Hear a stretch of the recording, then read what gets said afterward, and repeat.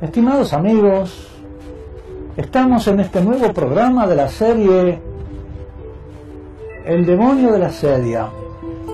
Soy el padre Horacio Jorge y en este programa ha llegado el momento de explicar por qué a esta serie no le hemos llamado el pecado de asedia o el hecho psicológico de la asedia, sino que le hemos llamado el demonio de la asedia, porque su verdadera naturaleza es demoníaca, aunque se manifieste como un pecado en el orden moral o religioso, o como un estado de ánimo de orden más bien psicológico.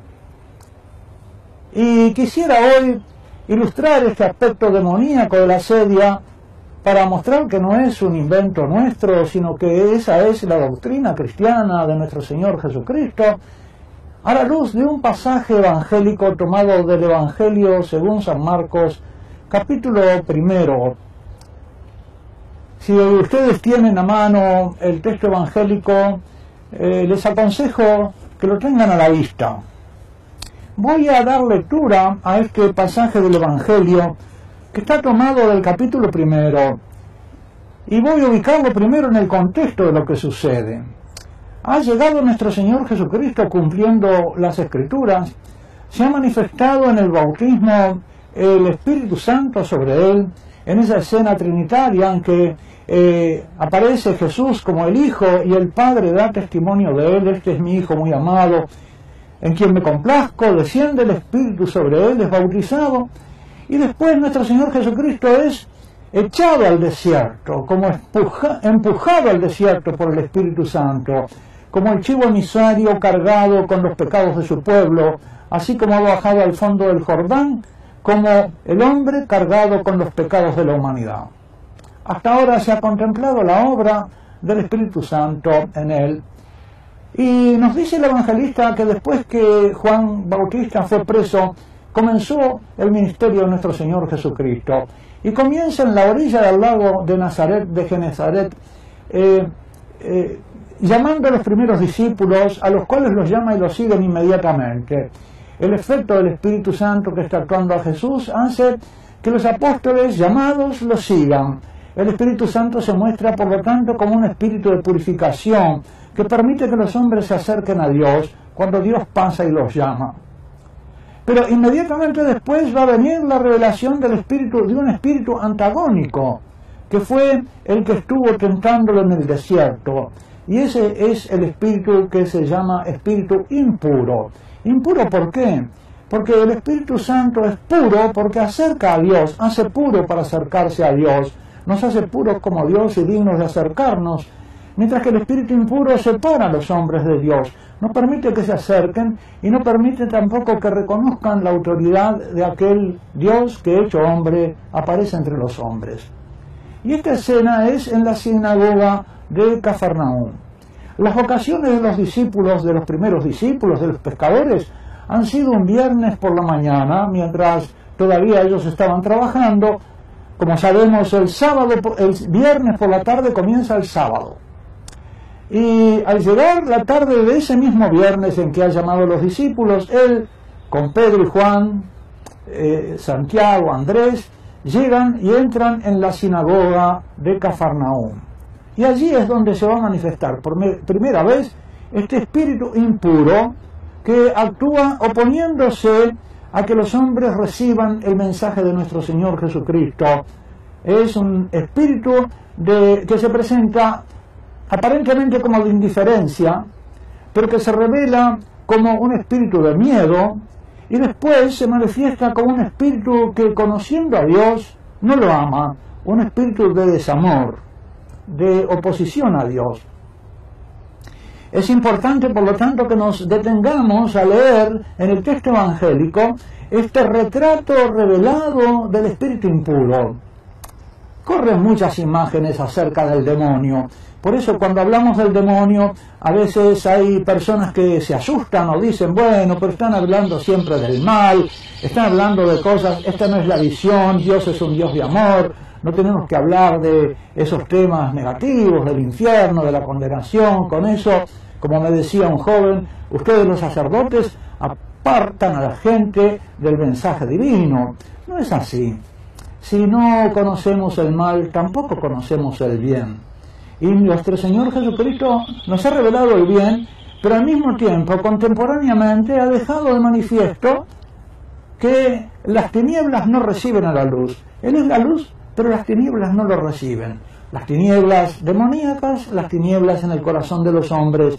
Si no sabemos esto, no sabemos tratar con el rechazo al Evangelio. Esto es muy importante para la evangelización a la que se nos envía. Si no conocemos los nombres del demonio, entonces no podemos exorcizarlos. Y Jesús nos envía a predicar con poder de expulsar demonios. Es un poder que Él le da a la Iglesia.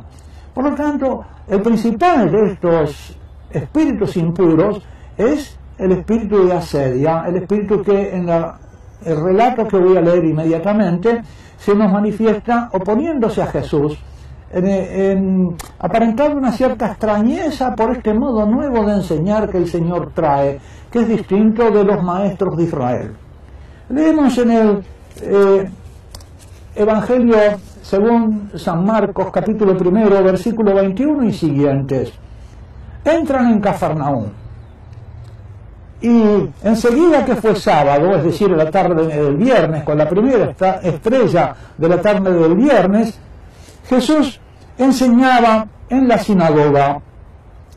Y ellos se extrañaban de su enseñanza, porque les estaba enseñando como quien tiene autoridad propia, porque aquello que tiene para enseñar no lo puede enseñar nadie más, solo Él. Nos enseña a ser hijos porque Él es el Hijo. Había en su sinagoga un hombre en espíritu impuro. Muchas traducciones traducen mal diciendo un hombre poseído por espíritu impuro. Quizá usted está leyendo una traducción donde se habla de posesión. No hay tal posesión en el texto griego. Se dice simplemente que el hombre está en espíritu impuro, como quien está en una atmósfera espiritual, como quien está en un ámbito bajo el dominio de un espíritu opuesto al Espíritu Santo que le impide abrirse al mensaje de Jesús. Es un hombre en la sinagoga, pero de alguna manera representa el sentir de la sinagoga y el sentido de esa extrañeza de la sinagoga, que no es una maravilla positiva que abre los corazones para recibir el mensaje del Señor, sino que ese espíritu de asedia cierra los corazones para recibir el mensaje en forma de extrañeza. Esa extrañeza, ese juzgar el mensaje de Jesús de acuerdo a las pautas culturales a las que uno pertenece, eso también puede ser un obstáculo para recibir el Espíritu de Dios y esa asedia. Muchas veces las persuasiones que uno hereda de una cultura adversa al Evangelio, ajena al Evangelio, le impiden abrirse a las pautas del Evangelio. Se lo considera fuera de moda, se lo considera cosa de otro tiempo, se considera que eso es contrario a las pautas, a las convicciones culturales reinantes en las que uno fue criado, y eso impide entonces recibir el mensaje del Señor y abrirse a la figura de Jesús y al vínculo y a la comunión con Él, y así también al vínculo y la comunión con el Padre y el Espíritu Santo. Y este hombre que estaba en la sinagoga, que está en espíritu impuro, se puso a gritar. ¿Y qué es lo que grita? Atendamos bien a estos tres gritos del espíritu en el hombre, porque no es el hombre el que grita, sino el espíritu en él, porque son como un identikit espiritual que nos describe lo que es espiritualmente este espíritu impuro. ¿Qué es el demonio? El demonio no es un ser visible o una especie de macho cabrío con cuernos o con patas de chivo. o un ser horrendo que se puede encontrar en la habitación o que tenemos que buscar bajo la cama o en el ropero. No, es un pensamiento, son convicciones en este hombre. Este hombre está en espíritu impuro porque está dominado por unas convicciones que hablan a través de él. ¿Y cuál es la primera convicción? La primera es de indiferencia, la segunda es de miedo y la tercera es de conocimiento sin amor. Escuchémoslo. ¿Qué tenemos nosotros que ver contigo, Jesús Nazareno? ¿Qué tenemos que ver contigo? ¿Qué tienes tú que ver con nosotros? No hay nada entre nosotros. Es la frase de la indiferencia.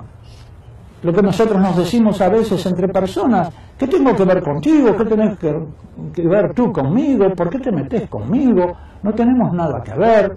No hay nada entre nosotros. No hay vínculo, no hay comunión. Eso es lo propio del espíritu impuro. Negar la comunión o no poner comunión, mientras que el Espíritu Santo produce la comunión con nuestro Señor Jesucristo.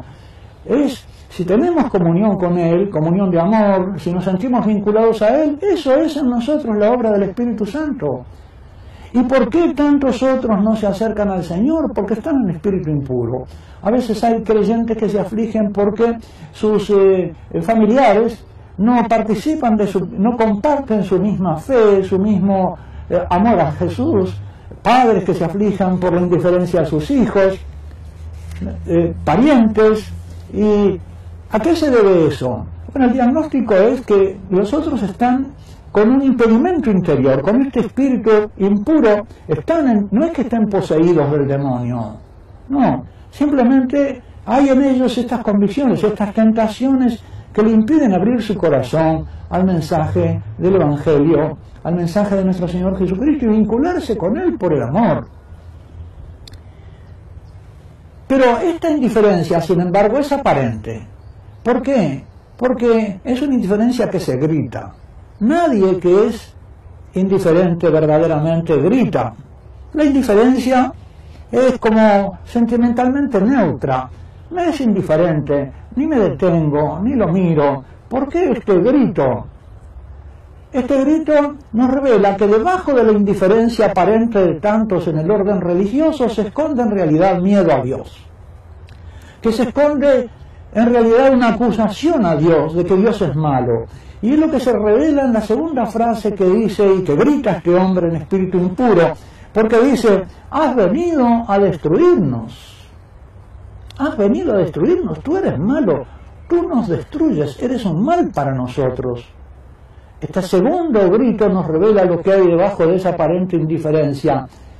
Aparentemente estamos en una cultura indiferente, queridos hermanos, pero esa cultura que aparece indiferente, en el fondo no lo es. Y por eso se opone tantas veces cuando se le propone el Evangelio de manera explícita y un poco frontal, de manera clara, y sobre todo cuando se le propone de manera que contradice sus convicciones habituales, aquellas en las cuales él se establece y juzga todas las cosas desde ellas, sin dejar que Dios las juzgue desde sí mismo. No se abren a Dios. Y consideran, por lo tanto, que la irrupción de Dios en sus vidas, en su inteligencia y en su corazón, puede destruir esas convicciones habituales, y por eso le temen. Has venido a destruirnos. Es el espíritu que teme que la venida de nuestro Señor Jesucristo destruya al pueblo de Israel y la sinagoga. Cuando no es así, no tiene nada que temer. Y si se abriese a nuestro Señor Jesucristo, sería confirmado en su verdad más profunda, sería llevado precisamente a la comunión con el Padre, con el Dios de Abraham, Isaac y Jacob, que es en Jesucristo, se revela en Jesucristo como el Padre y que nos da con su Hijo el Espíritu Santo. Y por fin llega un tercer grito de este hombre, ya sabemos quién eres. Algunas traducciones traducen en singular, ya sé quién eres.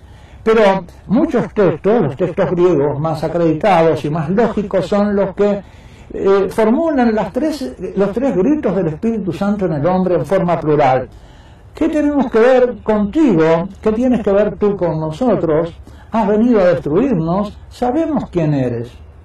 Y ahora nos sorprendemos, Porque este es un hombre que está hablando, sin embargo, en plural. No dice, ¿qué tienes que ver conmigo? ¿Has venido a destruirme? O ya sé quién eres, sino que habla las 3 veces en plural. ¿Qué tienes que ver con nosotros? Has venido a destruirnos. Sabemos quién eres. Este sabemos quién eres es una expresión que implica el conocimiento, pero que niega el amor. Sabemos quién eres, pero no te amamos. Sabemos quién eres, pero te tememos. Sabemos quién eres, pero te acusamos de ser malo para nosotros. Y, por lo tanto, no tenemos nada que ver contigo, ni tú tienes nada que ver con nosotros, ni queremos tener nada que ver. Noten ustedes, queridos hermanos, entonces, cómo aquí está el retrato demoníaco. El espíritu impuro, ¿qué es? Es un espíritu que aparece como indiferencia, que se manifiesta como odio a Dios y como un conocimiento que no se mueve al amor, sino al odio. Un temor y una acusación a Dios. Recordemos los pecados contra el amor de Dios, de los que nos habla el Catecismo de la Iglesia Católica. El primero de ellos es la indiferencia, el segundo de ellos la ingratitud, el tercero la tibieza, el cuarto la asedia, que es esto, que estamos describiendo, el demonio, por eso es un demonio. Esta es la causa por la cual esta serie, el motivo por el cual esta serie se llama El demonio de la asedia. Porque acá tenemos su retrato espiritual, su identiquita espiritual, en estos 3 gritos, de una fingida indiferencia que se traiciona por la alteración del ánimo, que grita. ¿Por qué? Porque esconde un temor a Dios, un miedo a Dios, y porque esconde esa acusación a Dios como malo. Jesús, el Hijo del enviado de Dios, es visto aquí como un mal para ese hombre, pero también un mal para su pueblo. Y hay una revelación siguiente, cuando nuestro Señor Jesucristo exorciza a este demonio. Dice, cállate y sal de él. Y quiero detenerme con ustedes a leer y comprender lo que esto significa. Fíjense que el hombre ha venido hablando de nosotros y Jesús lo increpa en singular. No admite que ese demonio tenga una representación colectiva y que pueda hablar en plural, que tenemos que ver contigo, sabemos, has venido a destruirnos, sabemos quién eres, sino que le dice, cállate y sal de él. Lo impreca, no enfrenta al hombre. Notemos que Jesús nos enseña aquí a distinguir entre el hombre y el espíritu que está en el hombre. Y le dice, cállate y sal de él. Este hombre estaba en espíritu impuro, pero el espíritu impuro estaba también en este hombre. Nosotros tenemos que reconocer y aprender a conocer de nuestro Señor Jesucristo, que nos lo enseña, que cuando vamos a predicar, que cuando presentamos el Evangelio y nos encontramos con el rechazo, tenemos que distinguir entre la persona y el espíritu que habla a través de la persona. Esta es una enseñanza importantísima para la evangelización, porque si somos enviados a evangelizar, nos encontraremos el rechazo de las personas. A mí me ha pasado en mi vida de sacerdote que dando clase de catecismo, de religión, en un instituto de segunda enseñanza, ya en los últimos años de preuniversitarios, me encontré estos mismos gritos en una sala de clases, esta misma exasperación en un chico que decía, ¿qué tiene que ver este evangelio que nos dice usted? No nos interesa, estas cosas no nos interesan. Incluso el director del instituto me había dicho, padre, háblele a los chicos de las cosas que les interesan. Yo le dije, yo vengo a hablar de nuestro Señor Jesucristo, vengo a hablar de la iglesia. No, háblele de las relaciones prematrimoniales, o de la amistad, o de la injusticia en el mundo, de cosas que le interesen. Yo, a lo que había venido a ese colegio, y por supuesto que me encontré también las mismas voces en un chico, me parecía reconocer, y ese episodio me ayudó mucho a comprender el sentido y la verdad de esta enseñanza evangélica. Escuché allí las mismas voces del espíritu impuro a través de aquel hombre en la sinagoga. Esto, ¿qué tiene que ver la fe con la vida? Esto no nos interesa. Y después, hablando con ese chico aparte, me confesó que él estaba enojado con Dios, porque le había pedido la sanación de su papá, que estaba con cáncer, y él no lo había atendido, de modo que Dios, él lo consideraba malo y destructor. Has venido a destruirnos, eres malo. Y además me dijo que ya las hermanas le habían hablado mucho de todas estas cosas de la catequesis, que él sabía todas esas cosas. Y yo reconocí entonces esa voz de él: sabemos quién eres, pero no te amamos. Este trozo evangélico, en unión con ese episodio de mi vida sacerdotal, me ayudó a comprender, queridos hermanos, algo que es muy iluminador para nuestra situación en la existencia, que hay como una dominación de este espíritu de asedia que domina en esta cultura en que nos encontramos. Esta cultura está en espíritu impuro, por eso aparece como una cultura indiferente, por eso aparece como una cultura que tiene acusaciones contra Dios, que no quiere que Dios intervenga en la vida política ni que se configure la vida humana de acuerdo a la fe de los creyentes. Y por último, que maneja incluso la teología, pero sin fe, sin amor. Y hay, por lo tanto, un conocimiento de Dios sin amor. Entre los libros que escribí hay uno que se titula Teologías deicidas, y es ciertamente doloroso el hecho de que muchas teologías, muchos discursos acerca de Dios, en vez de llevarnos a la comunión con Dios, no nos llevan a la comunión, sino que de alguna manera hasta nos apartan de ella y nos llevan a un discurso que, hablando de Dios, nos aparta de Él, no nos lleva a la comunión. Eso lo observaba allá el autor judío Buber en uno de sus escritos, diciendo que el pensamiento acerca de Dios del tiempo de la Ilustración es un pensamiento que, hablando de Dios, aparta de Él, y que por lo tanto hay que volver a un discurso más unido a la Sagrada Escritura. Y lo mismo ha encontrado o percibido el actual Papa Benedicto XVI en su libro Jesús de Nazaret. En su prólogo él ha dicho que el discurso acerca de nuestro Señor Jesucristo, lo que se escribe y lo que se dice acerca de nuestro Señor Jesucristo en los últimos 40, 50 años, no es un discurso que lleve a la comunión con Jesucristo, sino que es un discurso que aparta de Él, aparta por lo menos de la comunión, que hace de Jesucristo un objeto acerca del cual se habla, pero que no nos lleva verdaderamente a la comunión con Él. Y que precisamente para lograr eso, para lograr una presentación de Jesucristo que nos lleve a la comunión, Él se sintió movido a hablar de Jesús de Nazaret en estas obras que nos está brindando. Para terminar este espacio sobre el demonio de la asedia, quiero señalar entonces las enseñanzas importantes que nos dejan para conducirnos nosotros en nuestra vida evangelizadora y para reconocer el fenómeno de la asedia a nuestro alrededor y no sucumbir a él, porque si no nos puede agarrar. Y es distinguir entre las personas y el espíritu en que están.